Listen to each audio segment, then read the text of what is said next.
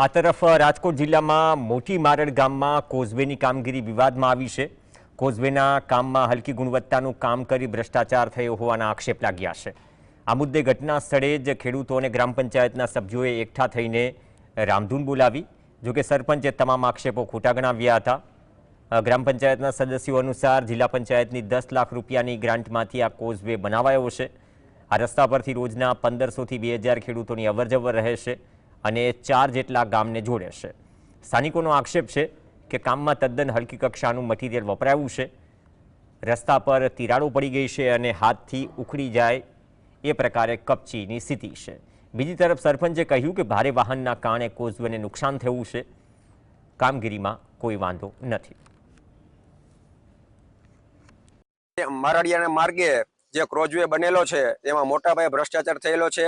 એ ભ્રષ્ટાચારને નાથવા માટે અમે આજે ખેડૂત ભેગા થઈ અને અહીંયા રામધૂન બોલાવેલી છે।